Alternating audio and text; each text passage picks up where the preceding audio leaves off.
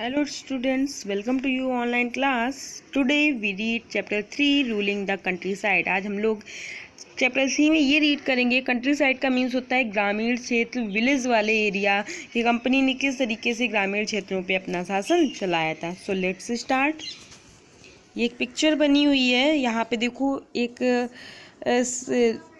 सिंहासन पे एक पर्सन बैठा हुआ है राजा टाइप का, और एक कुछ ब्रिटिशर्स इस लेफ्ट साइड में हैं, राइट साइड में कुछ हिंदू मुगल दरबारी टाइप में खड़े हुए हैं। तो यहाँ पे देखिए किस चीज़ की पिक्चर है। फिगर 1 में दिया है Robert Clive accepting the diwani of Bengal, Bihar and Orissa from the Mughal ruler in 1765। मतलब रॉबर्ट क्लाइव ने दीवानी मिल गई थी रॉबर्ट क्लाइव को, या उन्होंने एक्सेप्ट की थी 1765 में एक किसी मुगल रूलर से। कहाँ कहाँ की? बंगाल, बिहार और उड़ीसा की। दिया है the company becomes the Diwan, company दीवान बन गई थी। On 12 August 1765 the Mughal emperor appointed the East India company as the Diwan of Bengal. 12 अगस्त 1765 में मुगल एम्परर ने ईस्ट इंडिया कंपनी को बंगाल का दीवान बना दिया था। The actual event most probably took place in Robert Clive's tent with a few Englishman and Indians as witness. जैसा कि ये एक्चुअल जो इवेंट थी, घटना थी, मोस्ट प्रोबेबली इसकी ज़्यादातर संभावना यही है कि ये रॉबर्ट क्लाइव के टेंट में घटी थी, कुछ ब्रिटिशर्स और कुछ इंडियंस की मौजूदगी में, उनकी गवाही में। विटनेस में वो उन्होंने गवाही के तौर पे सामने देखा हुआ था उनकी मौजूदगी में। But in the painting above the event is shown as a majestic occasion taking place in a grand sitting। लेकिन ये जो पेंटिंग ऊपर बनाई गई है इसमें दिखाया जा रहा है कि ये एक भव्य समारोह के रूप में, ये घटना किसी प्लेस पे बहुत बड़े समारोह के रूप में दिखाई गई है। The painter was commissioned by Clive to record the memorable events in Clive's life. इस पेंटर को क्लाइव ने अपने जीवन की यादगार घटनाओं को, मेमोरेबल घटनाओं को रिकॉर्ड करने का, बनाने का जिम्मा दिया होगा। The grant of Diwani clearly was one such event in British imagination. The grant of Diwani मतलब ब्रिटिशर्स के लिए, अंग्रेजों के लिए कंपनी की दीवानी का मिल जाना वास्तव में एक बहुत बड़ी घटना रही थी। As diwan the company became the chief financial administrator of territory under its control. मतलब दीवान के रूप में कंपनी अब चीफ फाइनेंशियल एडमिनिस्ट्रेटर बन गई थी। कहाँ की? जो क्षेत्र उनके कंट्रोल में आते थे वहाँ की। Now it had to think of administrating the land. अब उन्हें सिर्फ लैंड पे शासन चलाने के बारे में सोचना है। And organising its revenue resource, और किस तरीके से वो अपनी रिवेन्यू रिसोर्स को ऑर्गेनाइज करते हैं इस बारे में सोचना है। दिया है this had to be done in a way that could yield enough revenue to meet the growing expenses of the company. उन्हें एक ऐसे रास्ते को सोचना है जिससे कंपनी के जितने भी खर्चे बढ़ गए हैं वो पूरे खर्चों को हम लोग उस रेवेन्यू के थ्रू पूरा कर सकें। A trading company had also to ensure that it could buy the product its needed and sell what it wanted. एक जो ट्रेडिंग कंपनी उससे उसको सिर्फ यही चीज़ इंश्योर मीन्स सुनिश्चित करनी है कि वो अपनी ज़रूरत की चीज़ों को खरीदती और बेचती रहे। आगे दिया है over the years the company also learned that it had to move with some caution. Being an alien power, it needed to pacify those who in the past had ruled the countryside and enjoyed authority and prestige। means over the years, समय के साथ साथ, company also learn, company ये समझने लगी, सीखने लगी, that it had to move with some caution. Company ये समझने लगी, सीखने लगी कि उसे सावधानी के साथ आगे बढ़ना होगा। बीइंग एन एलियन पावर, बाहरी ताकतें होने की वजह से, it needed to pacify those who in past had ruled the countryside. उन्हें उन लोगों को भी शांत रखना होगा जो पहले से इन कंट्री साइड के एरिया में, मतलब गांव देहात में पहले से शासन चला चुके हैं, शासन कर चुके हैं। And enjoyed authority and Prestige, और जिनके पास अभी भी काफ़ी ताकत और सम्मान है, जो अभी भी काफ़ी ताकत और सम्मान का यूज़ कर रहे हैं, एंजॉय कर रहे हैं। Those who had held local power had to be controlled but they could not be entirely eliminated. ऐसे लोग जो पहले यहाँ की लोकल पावर में रह चुके, स्थानीय सत्ता में रह चुके हैं, उन्हें भी कंट्रोल करना ज़रूरी था, लेकिन उन्हें पूरी तरीके से ख़त्म नहीं किया जा सकता था, सिर्फ कंट्रोल किया जा सकता था। How was this to be done, और ये काम कैसे होगा? In this chapter we will see how the company come to colonise the countryside, organise revenue resources, redefine the rights of people and produce the crops it wanted। और इसी chapter में हम यही चीज़ देखेंगे कि कंपनी ने किस तरीके से कंट्री साइड के एरिया में अपना कोलोनाइज मीन्स अपना उपनिवेश बनाया, मतलब बाहर से आके अपनी जगह बनाई, वहाँ पे अपने रिवेन्यू रिसोर्स को ऑर्गेनाइज किया, लोगों के अधिकारों को किस तरीके से रेडिफाइन द मतलब किस तरीके से फिक्स किया, तय किया, एंड प्रोड्यूस द क्रॉप्स, और वो फसलें जो फसलें वो चाहती थी उनको किस तरीके से प्रोड्यूस किया। रिवेन्यू फॉर द कंपनी के लिए क्या रिवेन्यू क्या था दिया है? The company had become the Diwan, company दीवान बन गई थी, but it still saw itself primarily as a trader, लेकिन वो अभी भी अपने आप को एक ट्रेडर के रूप में ही देखती थी। It wanted a large revenue income but was unwilling to set up any regular system of assessment and collection. वो क्या कहते बहुत but it wanted a large revenue income, ये बहुत ज़्यादा आमदनी, बहुत बड़ी रिवेन्यू के रूप में आमदनी चाहती थी, लेकिन उसका जो अनविलिंग सेटअप था, जो उसका सेटअप था, और उसकी जो regular system of assessment and collection, मतलब उसके असेसमेंट और कलेक्शन का की जो व्यवस्था थी, वो कोई नियमित रूप से वो सेट नहीं कर पा रही थी, उसको अभी सेट नहीं हो पाई थी, मतलब अनविलिंग टू सेटअप, उसका वो सेट करने की को हिचकिचा रही थी, मतलब वो पूरी तरीके से सेट नहीं हो पा रही थी। The effort was to increase the revenue as much as it could and buy fine cotton and silk cloth as cheaply as possible। और उसकी कोशिश यही थी कि वो ज़्यादा से ज़्यादा रिवेन्यू को किस तरीके से हासिल करे और कम से कम दामों पर किस तरीके से कॉटन को और सिल्क को वहाँ से खरीदे। Within 5 years the value of goods bought by the company in Bengal doubled within 5 years, और इसी वजह से केवल 5 सालों के अंदर बंगाल में कंपनी ने खरीदी हुई जो चीज़ें थी उनकी जो वैल्यू थी उसको उसने डबल कर दिया था, मतलब दोगुनी हो चुकी थी। कंपनी ने जो भी चीज़ें खरीदी थी उनकी जो वैल्यू थी वो डबल हो चुकी थी। Before 1865, the company had purchased goods in India by importing gold and silver from Britain। 1865 से पहले company Britain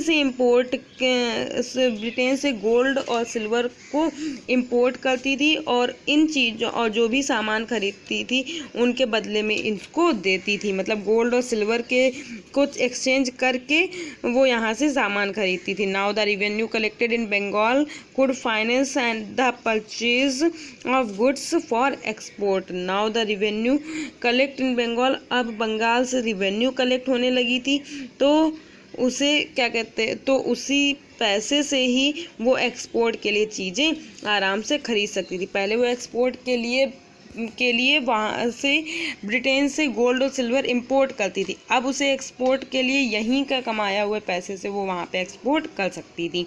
soon it was clear that the Bengal economy was facing a deep crisis, और इसी से जल्दी ही ये क्लियर हो गया था कि बंगाल की जो इकोनॉमी थी वो बहुत ज़्यादा गहरे संकट में फंसती जा रही थी, को फेस कर रही थी। Artisans were deserting villages since they were being forced to sell their goods to company at low prices. जो आर्टिसंस थे वो अपने वर डिजर्टिंग विलेजेस वो अपने गांव को छोड़ के भाग रहे थे, क्योंकि उन्हें बहुत कम कीमत पर अपनी चीज़ों को ज़बरदस्ती कंपनी को बेचना पड़ रहा था। उन्हें फोर्स किया जाता था कि वो अपनी चीज़ों को बहुत कम दामों पे बेचें। Peasants were unable to pay the dues that were being demanded from them. Peasants were unable to pay, peasants अपना पे करने में अनेबल थे। The dues that were being demanded from them, मतलब ऐसी लगान जो उनके अंग्रेजों के थ्रू डिमांड की गई थी, ऐसी लगान को पे करने में अनेबल थे। Artisanals production was in decline and agricultural cultivation showed sign of collapse. Artisanal मतलब जो कारीगर थे उनका प्रोडक्शन कम पे कम होता जा रहा था, डिक्लाइन होता जा रहा था, और एग्रीकल्चर कल्टीवेशन जो था वो भी बिल्कुल चौपट हुआ जा रहा था, बर्बाद हुआ जा रहा था। Then in 1770 a terrible famine killed देन 10 million people in Bengal, about 1/3 of the population was wiped out. मतलब 70 इसी का परिणाम था कि 1770 में अकाल पड़ गया था और बंगाल में करीब 10 मिलियन मतलब 1 करोड़ लोगों की डेथ हो गई थी, और इसी अकाल से में लगभग जो वहाँ की 1/3 पॉपुलेशन वाइप्ड आउट मीन्स समाप्त हो गई थी, फिनिश हो गई थी।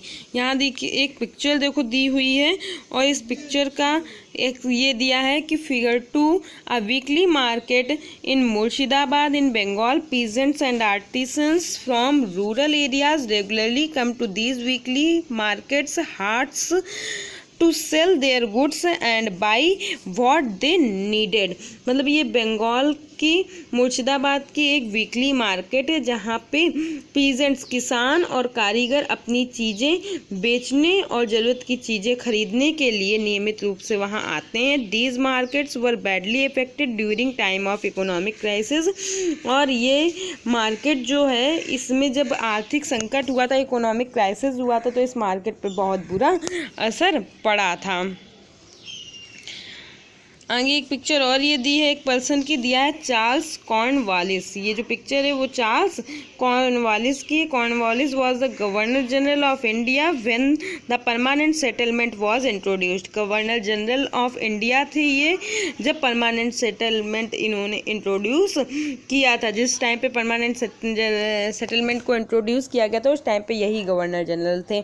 दिया है the need to improve agriculture. Agriculture को इम्प्रूव करने की ज़रूरत क्या थी। If the economy was in dunes could the company be certain of its revenue income. जब इकोनॉमी पूरी तरीके से नष्ट होती मतलब नष्ट हो चुका था तो कंपनी अपनी इनकम के लिए पूरी तरीके से सर्टेन इनकम के लिए सुनिश्चित रह सकती थी।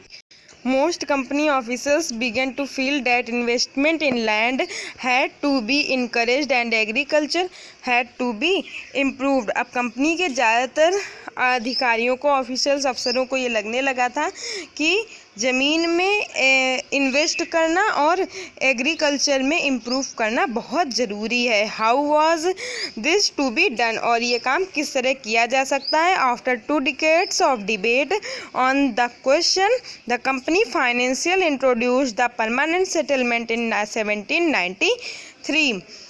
लगभग 2 डिकेड्स, दशकों मतलब 10-10 साल के 2 टाइम पीरियड के लगभग हम लोग बोल सकते हैं 20 ईयर्स के टाइम पीरियड के बीच में, मतलब 10-10 साल के 2 टाइम पीरियड तक इस बारे में उनके बीच डिबेट्स हुई, और लास्ट में कंपनी ने 1793 में फाइनली परमानेंट सेटलमेंट को इंट्रोड्यूस कर दिया, लागू कर दिया। By the terms of the settlement the rajas and taluqdars were recognised as zamindars. और वहाँ पे जो राजा और तालुकेदार थे उनको जमींदार के रूप में इस व्यवस्था में मान्यता दे दी गई, मतलब उनको जमींदार के रूप में पहचान परमिशन दे दी गई। They were asked to collect rent from the peasants and pay revenue to the company. और साथ ही में उन लोगों को किसानों से रिवेन्यू कलेक्ट करने और कंपनी को रिवेन्यू चुकाने की मतलब रेंट चुकाने की भी जिम्मेदारी सौंपी गई। The amount to be paid was fixed permanently, that it was not to be increased ever in future. The amount to be paid was fixed permanently, और ये जो अमाउंट था वो फिक्स कर दिया गया था और that it is not to be increased even in future, कि ये फ्यूचर में कभी भी इसमें इंक्रीजमेंट नहीं होगा। It was felt that this would ensure a regular flow of revenue into the company's coffers and at the same time encourage the zamindars to invest in improving the land. It was felt that, और अंग्रेज़ों को ये लगता था कि इससे उन्हें मतलब रेगुलर तरीके से रिवेन्यू मिलती रहेगी और ज़मींदार भी ज़मीन में सुधार करने के लिए उनको खर्च का जो एक प्रोत्साहन था वो भी इनकरेजमेंट भी मिलता रहेगा। Since the revenue demanded of the state would not be increased, उन्हें लगता था कि क्योंकि अगर हम रिवेन्यू को अगर रिवेन्यू की जो डिमांड है वो नहीं बढ़ाई जाएगी तो जमींदार would profit from increase production from the land, जमींदार अपने उत्पादन को बढ़ाने के से फ़ायदे में रहेंगे, मतलब वो अपने इच्छा से उत्पादन को भी बढ़ाते रहेंगे। द प्रॉब्लम, समस्या क्या थी? The permanent settlement however created problems, permanent settlement ने कंपनी के लिए प्रॉब्लम्स क्रिएट कर दी थी। Company officials soon discovered that the zamindars were in fact not investing in the improvement of land, मतलब कंपनी के अफसरों ने पाया कि अभी भी ज़मीन के सुधार के लिए कोई भी ज़मींदार जो हैं वो ज़मीन के सुधार के लिए खर्चा नहीं कर रहे हैं। The revenue that had been fixed was so high that the जमींदार found it difficult to pay, और उन्हें ये लगा कि जो रिवेन्यू उन्होंने फिक्स की है वह इतनी ज़्यादा है कि ज़मींदारों को उसे पे करने में भी परेशानी हो रही है। Anyone who failed to pay the revenue lost his ज़मींदारी, और अगर कोई भी ज़मींदार उसे पे करने में फेल होता था तो उसकी ज़मींदारी भी उससे छीन ली जाती थी। Numerous zamindars were sold off at auction organised by the company, और बहुत सारी जमींदारियों को कंपनी ने अपनी तरीके से ऑक्शन मीन्स नीलामी कर चुकी थी। By the first decade of the 19th century the situation changed, और 19th सेंचुरी की शुरुआत में सिचुएशन पूरी तरीके से चेंज हो चुकी थी। The prices in the market rose and cultivation slowly expanded, मतलब मार्केट में इनके जो प्राइस थे वो बढ़ते जा रहे थे और एग्रीकल्चर जो थी वो धीरे धीरे कल्टीवेशन जो था, खेती जो थी वो धीरे धीरे बढ़ रही थी। This meant an increase in the income of zamindars, इसका मतलब ये हो गया कि जमींदारों की इनकम में इंक्रीजमेंट हुआ था। But no gain for the company since it could not increase a revenue demand that had been fixed permanently, लेकिन जो जमींदारों की आमदनी में तो सुधार आया था लेकिन कंपनी को कोई भी इससे फ़ायदा नहीं हुआ था, क्योंकि कंपनी तो हमेशा के लिए अपनी रिवेन्यू को फिक्स कर चुकी थी और अब ये जो रिवेन्यू थी वो भी बढ़ाई नहीं जा सकती थी। Even the zamindars did not have an interest in improving the land, अब जमींदार जो थे वो लैंड की इम्प्रूवमेंट के लिए कोई भी इंटरेस्ट नहीं ले रहे थे। Some had lost their lands in the earlier years of the settlement. Other now saw the possibility of earning without the trouble and risk of investment. उनमें से कुछ जो थे वो शुरुआत में ही अपनी ज़मीनों को खो चुके थे और जो बचे थे उन्हें भी बिना परेशानी और बिना बिना निवेश के, हम लोग बोल सकते हैं इन्वेस्टमेंट के रिस्क के खतरे को वो अपनी आमदनी में को पाने के लिए उम्मीद दिखा रहे थे। As long as zamindar could give out the land to tenants and get rent, they were not interested in improving the land as long as, अब जब तक उनके पास जमींदार किसानों को ज़मीन देकर अपने रिवेन्यू को, अपने रेंट को वसूल करते थे, उन्हें ज़मीन में सुधार की कोई भी परवाह नहीं थी। यहाँ पे एक एक्टिविटी दी हुई है, why do you think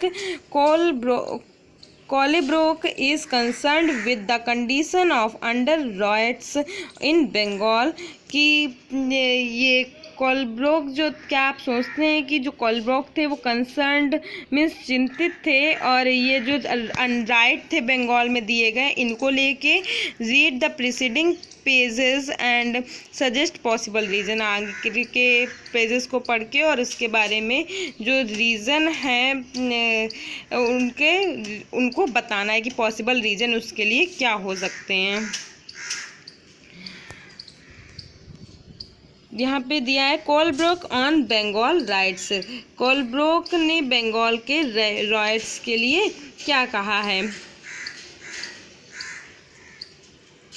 In many villages of Bengal, some of the powerful ryots did not cultivate, मतलब बंगाल में बहुत सारे विलेजेस में कुछ पावरफुल रॉयट्स मीन्स जो हम लोग रैयत बोलते हैं, वहाँ के किसानों को ही बोला गया था, वैसे खुद खेती, मतलब जो ताकतवर जमींदार की तरह होते थे रॉयट्स, ये रैयत से इनको बोलते हैं।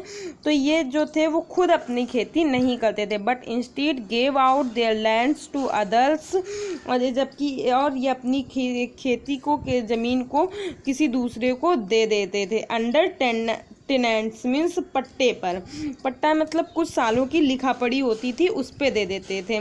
Taking from them very high rents, और उनसे बहुत ज़्यादा किराया वसूल करते थे।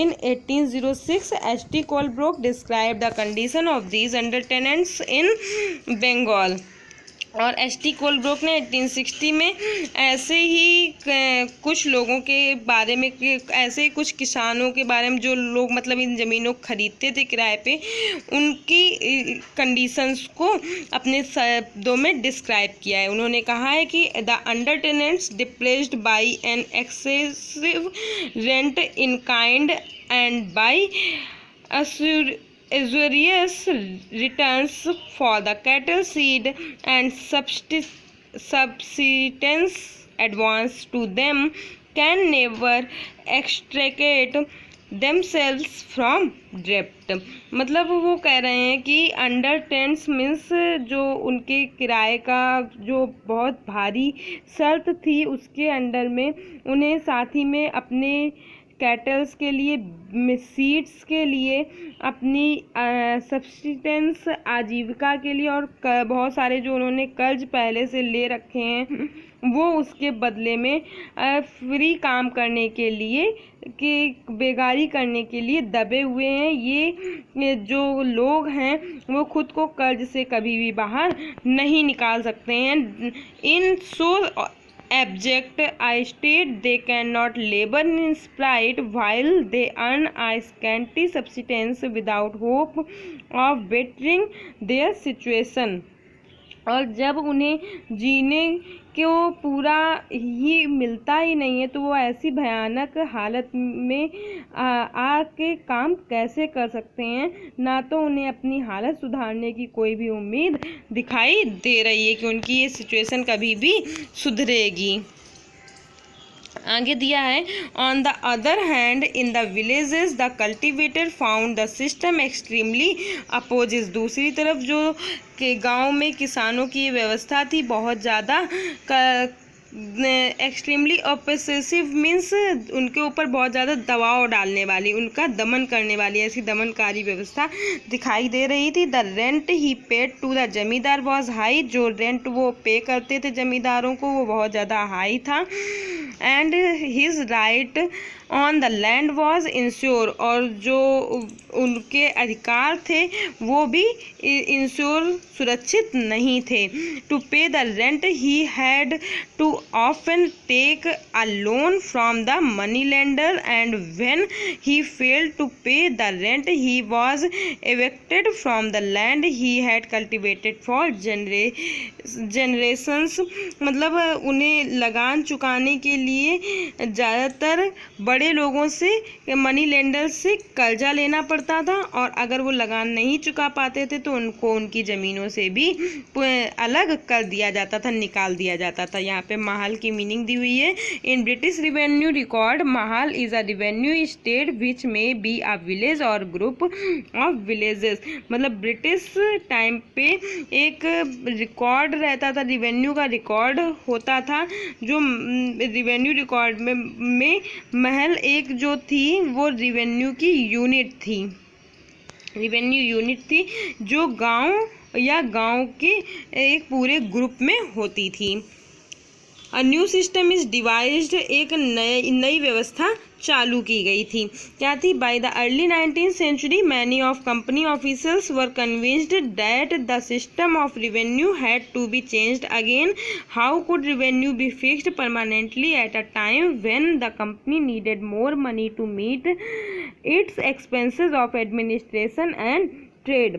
मतलब 19th सेंचुरी की स्टार्टिंग में ही कंपनी के बहुत सारे अधिकारियों को इस बात पे विश्वास हो गया था कि जो रिवेन्यू की व्यवस्था थी उसमें दोबारा अब चेंजमेंट लाना चाहिए था, और साथ ही में कंपनी के जो शासन था और उसका जो बिजनेस था, वो ट्रेड था, उसके खर्चों को चलाने के लिए पैसों की ज़रूरत अगर होती है तो एक ऐसी परमानेंटली रूप से क्या कहते हैं, जो पैसा चल रहा है, फिक्स चल रहा है, उससे कंपनी अपने इन खर्चों को किस तरीके से चला सकती है। मतलब अगर हम यही परमानेंट सेटलमेंट वाला जो व्यवस्था थी जिसमें परमानेंट फिक्स कर दिया गया था रिवेन्यू को, उस परमानेंट, क्योंकि कंपनी में दिन पे दिन महंगाई आ रही है और ऐसे बढ़ते हुए खर्चों को कंपनी कैसे पूरा कर सकती है। In the north western provinces of the Bengal presidencies most of this area is now in Uttar Pradesh. An Englishman called Holt Mackenzie devised the new system which came into effect in 1822.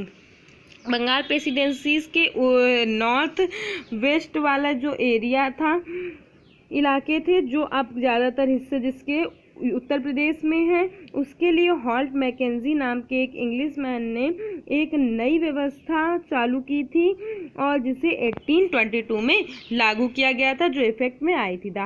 He felt that the village was an important social institution in north Indian society and needed to be preserved. He felt, उन्होंने ये चीज़ felt की थी कि जो north Indian society है, उसे north Indian society में जो विलेजेस हैं वो हमारी सोसाइटी का एक बहुत इम्पॉर्टेंट हिस्सा है और उन्हें बचा के रखना चाहिए था, सुरक्षित रखना चाहिए। Under his directions collectors went from village to village inspecting the land, measuring the field and recording the customs and right of different groups। और अंडर हिज डायरेक्शन, और उसी के आदेश पर कलेक्टर जो थे वो विलेज टू विलेज गए और वहाँ की जो लैंड थी उसको इंस्पेक्ट मीन्स उनका जांच परीक्षण किया। मेजरिंग द फील्ड मीन्स खेतों को की मेजरमेंट किया, और साथ ही में बहुत सारे कस्टम्स, रीत रिवाजों को रिकॉर्ड किया और डिफरेंट ग्रुप्स के अधिकारों, उनके रीत रिवाजों को भी वहाँ पे नोट किया। The estimated revenue of each plot within a village was added up to calculate the revenue that each village mahal had to pay। और साथ ही में गांव के एक एक खेत की जो रिवेन्यू थी उसको अपनी अनुमान के हिसाब से मतलब एस्टिमेट करके लगभग में जोड़ के हर एक गांव या गांव का जो महाल था, जो ग्रुप था, उसको वसूल करने होने के लिए अपनी रिवेन्यू का हिसाब लगाया। This demand was to be revised periodically not permanently fixed, और ये जो डिमांड थी ये परमानेंट फिक्स नहीं की गई थी, इसे टाइम टाइम पे इसमें चेंजमेंट किया जाएगा। The charge of collecting the revenue and paying it to the company was given to the village headman rather than the zamindar. This system came to be known as the Mahalwari system. The charge of collecting the revenue, जो charge था revenue collect करने का और उससे company को पे करने का, ये जो जिम्मेदारी थी वो गांव के हेडमैन मीन्स मुखिया को या वहाँ के जमींदार को दी गई थी, और यही जो सिस्टम था वो महलवारी सिस्टम कहलाता था। मतलब ये यूपी के कुछ एरिया में जो नॉर्थ वेस्टर्न थे वहाँ पे ये व्यवस्था की गई थी।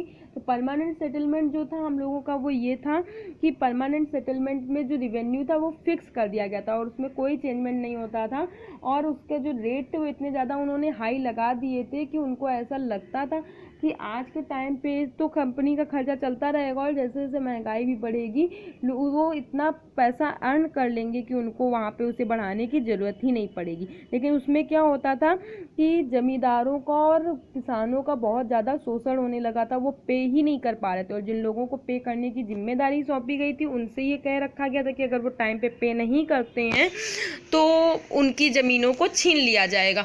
तो यही हुआ कि लोग पे नहीं कर पा रहे थे इतनी ज़्यादा कीमत को, और उनकी ज़मीनें शुरुआत में ही छीन ली गई थी, और जिन लोगों की बची थी उन पे बहुत ज़्यादा वो दूसरे लोगों का शोषण ज़्यादा कर रहे थे। तो ये व्यवस्था हमारी ज़्यादा दिन तक चल नहीं पाई। तो उसके बाद जो हॉल्ट मैकेंजी आए इन्होंने अपना एक नई व्यवस्था चालू की और उस व्यवस्था को महलवारी सिस्टम का नाम दिया। मतलब वो गाँव के जो ग्रुप्स था उसको महल कहते थे, और वहाँ पर वो जाते थे, लैंड को चेक करते थे, सब जगह का एक मेजरमेंट करते थे, अनुमान लगाते थे कि यहाँ से कितनी रिवेन्यू मिल सकती है। उस अकॉर्डिंग वहाँ के मुखिया को या वहाँ के जमींदार को अपनी रिवेन्यू फिक्स उस टाइम की बताते थे, मतलब उसके अकॉर्डिंग वो वहाँ से जिम्मेदारी देते थे कि हमें इतनी रिवेन्यू चाहिए, और वो ये भी देखते थे कि हम टाइम टाइम पे जैसे हमें ज़रूरत बढ़ती जाएगी तो उस अकॉर्डिंग इसको चेंज भी करते रहेंगे। तो ये जो सिस्टम था ये महलवारी सिस्टम कहलाया था हम लोगों का। यहाँ एक पिक्चर दी हुई है, ये दी है Thomas Munro, governor of Madras 1819 to 26। 1819 से 1826 तक थॉमस मुनरो जो थे मद्रास के गवर्नर रहे थे, उनकी पिक्चर है। आगे इन्हीं की मुनरो की का एक सिस्टम आया है, इस सिस्टम को हम लोग नेक्स्ट वीडियो में देखेंगे। सो आज के लिए यहीं से थैंक यू स्टूडेंट्स।